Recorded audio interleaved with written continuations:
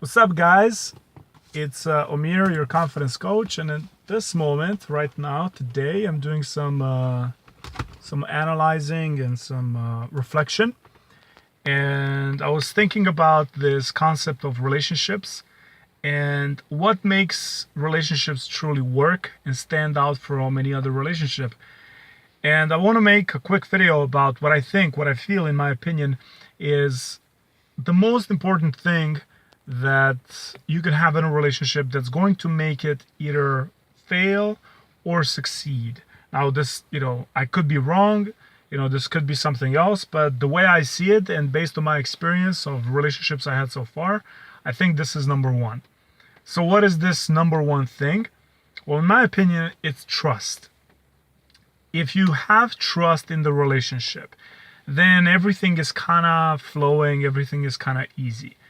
And when you don't have that trust, when you don't have that believing to the other person, you will always have bumps. You'll always have, you'll be questioned, you'll be questioning, and everything is going to flow much harder. It's not going to flow smooth.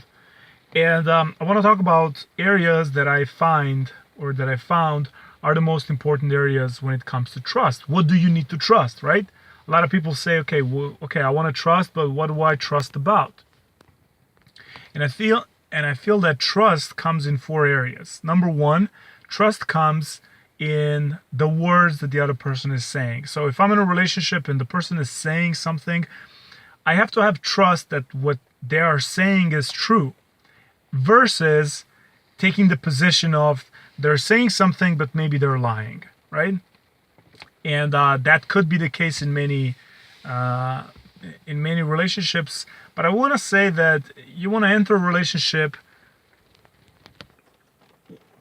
before or after you have qualified the person and you kind of establish that they're not some frantic liar or whatever.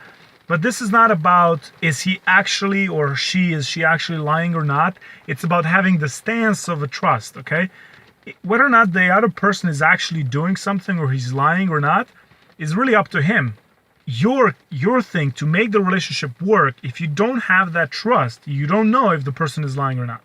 But if you don't have the trust, it's going to break the relationship. It's going to harm the relationship really deeply.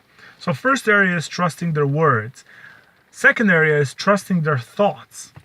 Sometimes, people have their thought process. For example, I think, and sometimes I share those thoughts with the other person. And, many times in the past, I would get almost like, in a way, judged. It's like, why are you thinking that way? Instead of what I actually wanted to feel was trusted, okay, I trust your thinking, I trust your judgment. That's really what I'm aiming at. It's the judgment, right? So it's the decisions that you make, it's the choices that you make, it's how you flow through life.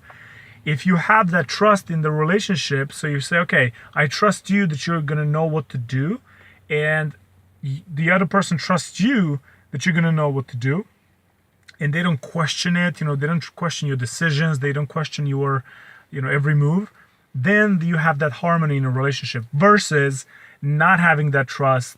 A person wants to do something, they're like, well, no, you're just doing this to, try to cheat on me or whatever, right? So let's say I need to go take a trip, and be alone for a week. And I say this to my partner, and I say, hey, you know what? My head is kind of full, and I need to go for a week and, empty my head a little bit. And that person says to me, oh, that's not true. You just want to party. You want to, meet other girls. You want to cheat on me and so on and so forth. So that's a very dysfunctional way of, looking at it or talking about it. But it is something that occurs in relationships. That's like the extreme. But it can be something subtle as I need to go to the store, or let me take a drive, or I'm going to go for a walk. And the other person says, well, why do you need to walk, right? So it's trust in their judgment. So trust in their words. They're not going to lie. Trust in their judgment. The next one that I have here is, of course, trust that they're not going to do bad actions. So it's trust in their actions, right? So words, thoughts, judgment, and actions. So what I mean by this is you trust that they're not going to cheat, that they're not going to do something behind your back that you wouldn't approve of 100%. But when I say approve of 100%, I mean, literally break the, relationship thing. So cheating, right? So they're not going to do something that is not okay to do in a relationship.